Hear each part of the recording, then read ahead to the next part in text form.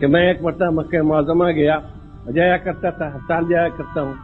اور میرے جانے کی سب کو خبر بھی نہیں ہوتی۔ جمعے کا دن آیا، جمعے کی نماز کا دن آیا، وقت آیا۔ السلام علیکم ورحمۃ اللہ وبرکاتہ۔ ناظرین کرام، کیا آپ جانتے ہیں کہ تاریخ میں ایک ایسا موقع بھی آیا جب حرم مکے کے منبر سے جمعے کے خطبے میں ایک ہندوستانی عالم دین کی کتاب کا حوالہ دیا گیا اور وہ خود بھی وہیں موجود تھے۔ یہ ایمان افروز واقعہ پیش آیا مفکر اسلام حضرت مولانا سید ابو الحسن علی ندوی رحمۃ اللہ علیہ کے ساتھ۔ وہ فرماتے ہیں کہ جب وہ مکہ مکرمہ میں موجود تھے تو جمعے کے دن خطیب حرم نے اپنے خطبے میں ان کی کتاب کا ایک اقتباس پڑھا۔ خطیب حرم نے جب یہ کہا کہ بعض مفکرین اور اہل علم کا کہنا ہے تو مولانا علی میاں ندوی رحمۃ اللہ کو یاد آیا کہ یہ تو انہی کی کتاب کا حصہ ہے۔ انہوں نے اللہ کا شکر ادا کیا کہ ایک اردو بولنے والے عالم کو اللہ نے اس قدر عزت سے نوازا۔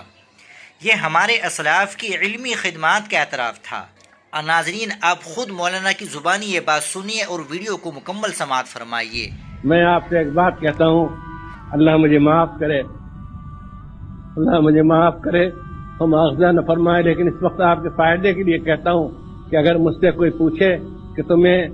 اپنی عمر میں سب سے بڑی عزت کا کون سا موقع حاصل ہوا ہے اور تم سب زیادہ کس بات پر خوش ہوئے ہو، تم نے اللہ کا شکر ادا کیا ہے، تو میں آپ سے کہتا ہوں اس وقت کہ میں ایک مرتبہ مکہ معظمہ گیا، جایا کرتا تھا، ہر سال جایا کرتا ہوں،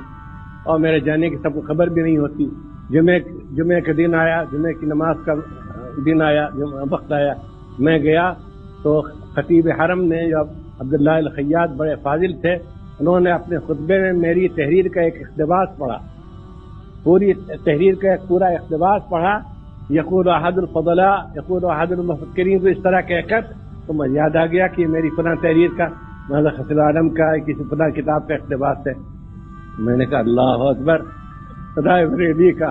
دیہاتی، رائے بریلی کا اردو بولنے والا جو ذہانت میں، محنت میں، کسی چیز میں کوئی فوقیت نہیں رکھتا، اس نے ندوۃ العلماء میں تعلیم پائی اور عرب استادوں سے پڑھا، اور آج وہ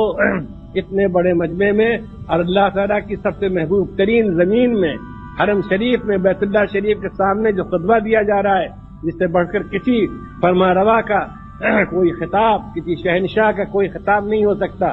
جو خطیب بیٹھا ہے ممبر پر، جو کھڑا ہے، وہ جو خطاب دے رہا ہے، اس کے برابر دنیا میں کوئی کلام نہیں ہو سکتا۔ اس کلام میں مجھ جیسے ہندی کی عبارت نقل کی جا رہی ہے شہادت کے طور پر۔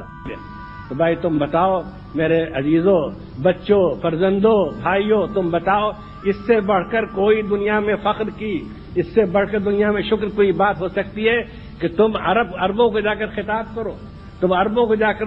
اس دین کی دعوت دو جو دین انہی کے ذریعے سے آیا اور تمام دنیا میں پھیلا ہے، اور ان کی زبان میں دعوت دو اور وہ متاثر ہو